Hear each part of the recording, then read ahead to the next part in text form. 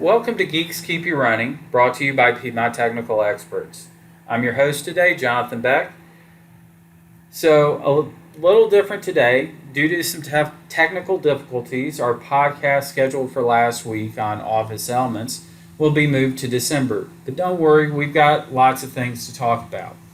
Today, I want to circle back and talk about cybersecurity a little bit more in depth. It's going to be some easy to do items and some not so easy to do items, which if needed or desired, the folks at Piedmont Technical Experts can assist you with. So as far as the outline for today's podcast, we're going to go through some groundwork items, then we're going to talk about your office, and then we're going to talk about your home. So let's agree to the following. We live in a connected world. Everyone most likely has at least one smart device in their home or office. Most are going to have several. Any smart device can be hacked, whether it's a computer, smart speaker, lock, camera, appliance, it doesn't matter, they can be hacked. And then finally, hackers and developers of malware are in this to make money, and they don't care from where. At the office, let's start with your computer, the things you can do to secure your environment. Number one, run Antivirus, also known as AV.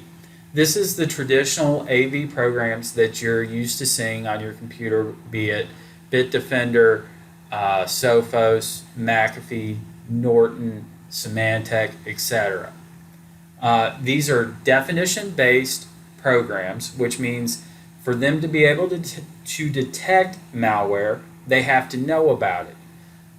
They get updates routinely through the day from the vendor, and they're looking for specific file extensions, specific file types, and that's how they detect and clean viruses. Taking that a step further, we move into endpoint detection and response. This is an AI-driven anti-malware solution. What it does differently is there are no definitions. It is looking at behavior of applications and processes. If an application or process is deemed clean, it is then allowed to proceed. If it is not deemed to be safe, it is blocked. All right. So next, let's talk about passwords and password management. Everyone should have complex passwords. Well, what does that mean? That means you need to have an uppercase, a lowercase letter in your passwords, along with a number and a special character. Ideally, you have all of them. Minimally, you should have at least 3 of those characteristics. Okay? When choosing a password, which is better? 10 characters of randomness or 10 characters or more that is an easy to read and remember password? Well, let's kind of dive into that.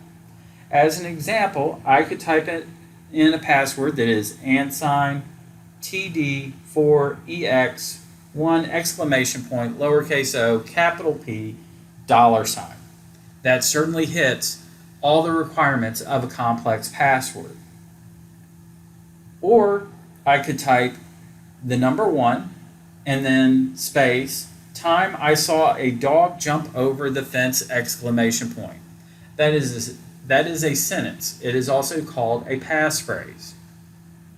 Spaces count as special characters within your password.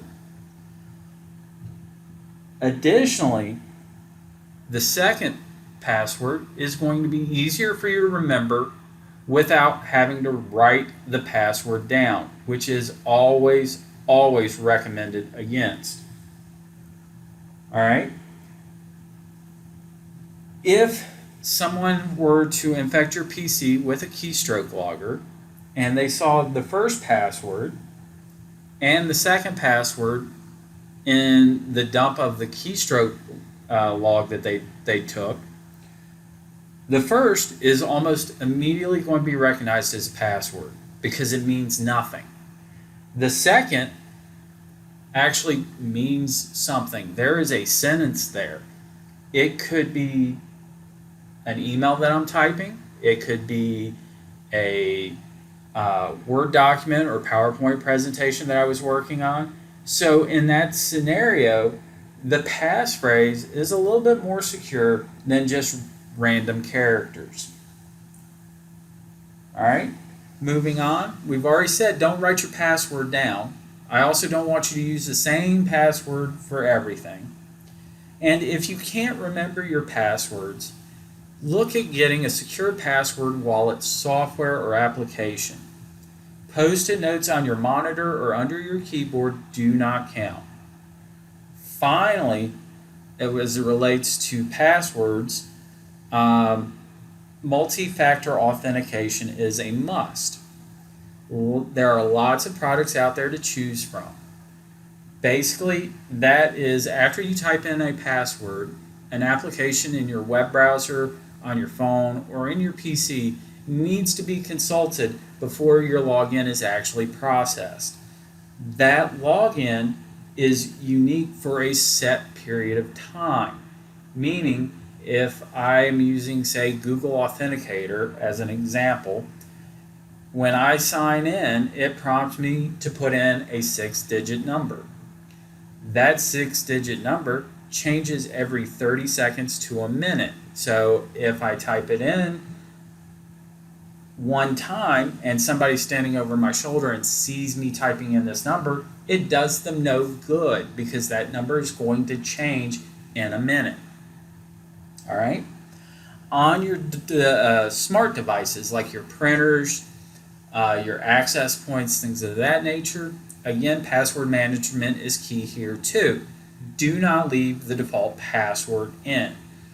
It is an easy Google search to find the default password for any device that you might buy and put in your office. Second, you need to perform routine firmware and software updates to make sure your device is as secure as possible. Moving on to the edge of your network, you need to have an enterprise-grade firewall. This firewall is going to need to have geo-IP filtering on it. So if you don't do business with countries like Russia, China, and North Korea, as an example, block that traffic. Only leave the traffic open for websites and companies that you actually do business with. Additionally, you want that firewall to have its own antivirus software. That way, potentially you can stop a virus from coming into your network before it gets to your PC. All right. Finally, you should also do routine scans of your network. This includes vulnerability scanning and network and security health assessments. At Piedmont Technical Experts, we can help companies with their cybersecurity needs, be it through managed antivirus or EDR, or if you need a new firewall or secure access points, we can help there too. We can also provide your organization with network and security assessments and even provide you with an ad hoc vulnerability scan.